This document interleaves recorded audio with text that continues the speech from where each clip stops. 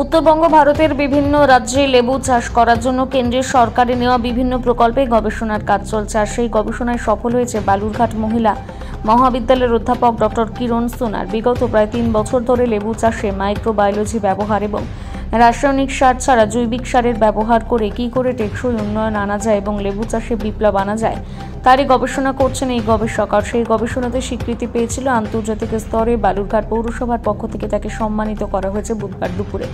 বালুরঘাট পৌরসভার পক্ষ থেকে চেয়ারম্যান অশোক মিত্র এবং ওয়ার্ড কাউন্সিলর মিতা নন্দী উপস্থিত ছিলেন কলেজের ভার্চুয়াল ক্লাসরুমে এবং সেই অনুষ্ঠানের আয়োজন করা হয়েছিল। উপস্থিত ছিলেন অন্যান্য অধ্যাপক, অধ্যাপিকা, ছাত্রছাত্রীরা। রসায়ন দিয়ে চাষ করতে চাইছি না, কেননা রসায়ন নিয়ে যেটা কেমিক্যাল ফার্টিলাইজার নিয়ে যেগুলো ক্ষতি হচ্ছে এবং আমার সয়েল হেলথ নিয়ে এখন চর্চা চলছে। আমরা গাছের হেলথ শুধু দেখবো না, আমরা মাটির হেলথটাকেও দেখবো, মানে মাটির স্বাস্থ্যকেও দেখবো এবং কেমিক্যাল ইউজ করে যে মাটির স্বাস্থ্যগুলো যেভাবে নষ্ট হয়ে গেছে সেটাকে আমরা কীভাবে রিভাইভ করবো বলে এখন গবেষণা চলছে। শুধু ভারতবর্ষ নয়, গোটা বিশ্বতে আমাদের ন্যাচারাল ফার্মিং, অর্গ্যানিক ফার্মিং, এমন বায়ো ফার্টিলাইজার ইউজ করে যে ফার্মিংগুলো আছে, যেটা দিয়ে আমরা মাটির স্বাস্থ্যকে যেভাবে আমরা ঠিক করব সেটা গবেষণা চলছে। আর আমার এই যে গবেষণাটা বেসিক জিনিস ওটাই, আমরা কিভাবে মাটিতে যে মাইক্রো অর্গানিজমগুলো রয়েছে সেটাকে আমরা কিভাবে কাজে লাগাবো এবং সেটা দিয়ে আমরা কিভাবে প্রথমত সয়েল হেলথ, তারপরে গাছের হেলথটাকে কিভাবে আমরা ঠিক করব সেটা নিয়ে গবেষণা।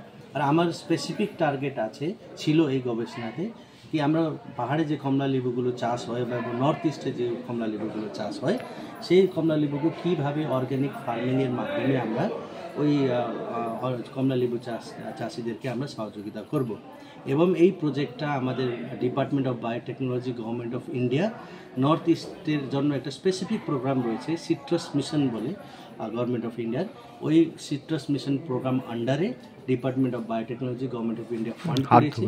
আর আমার সঙ্গে রয়েছেন Sikkim university, Assam agriculture university এবং তেজপুর ইউনিভার্সিটি। আমরা সবাই মিলে এই কাজটা করছি।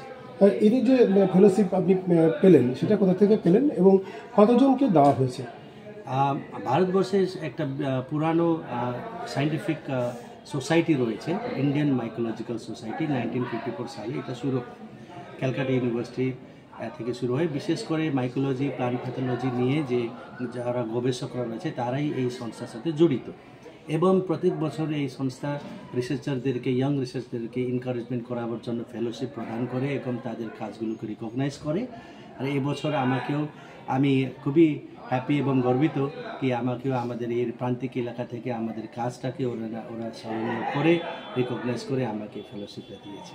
স্যার আপনার নামটা একটু বলুন, ডেজিগনেশন। আমার নাম হচ্ছে ডক্টর কিরণ সোনার, অ্যাসিস্ট্যান্ট প্রফেসর ইন বটানি, বালুরঘাট মহিলা মহাবিদ্যালয়।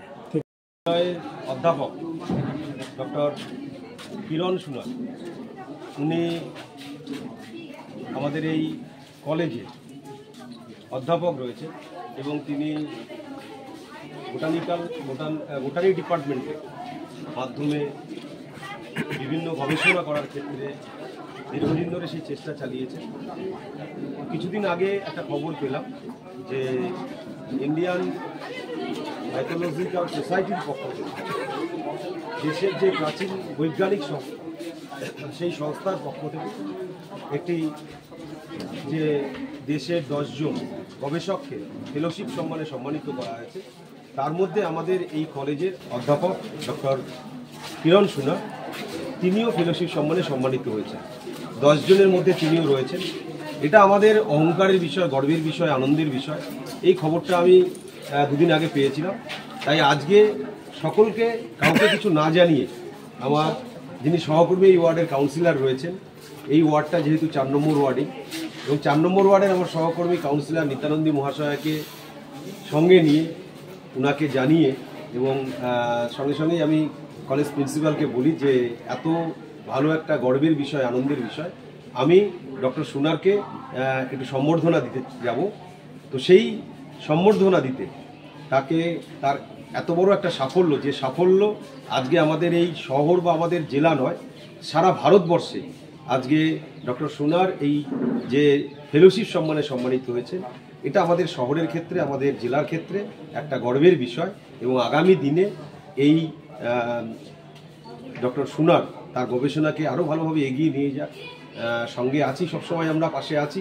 আমাদের প্রত্যেকেরই সহযোগিতার মধ্য দিয়ে এই শহরকে, এই জেলাকে এবং এই কলেজের মধ্য দিয়ে এই জেলার এবং আমাদের বালুরঘাট শহর শিক্ষার শহর, সংস্কৃতির শহর, সৃষ্টির শহর আবার একটা নতুন সৃষ্টি আজকে ডক্টর সুনার যেটা করিয়েছেন গবেষণা ক্ষেত্রে, এটা সত্যি আনন্দের বিষয়। তাই এই আনন্দটাকে ভাগ করে নেওয়ার জন্য, তাকে সম্বর্ধনা দেওয়ার জন্য, সম্বর্ধিত করার জন্য আজকে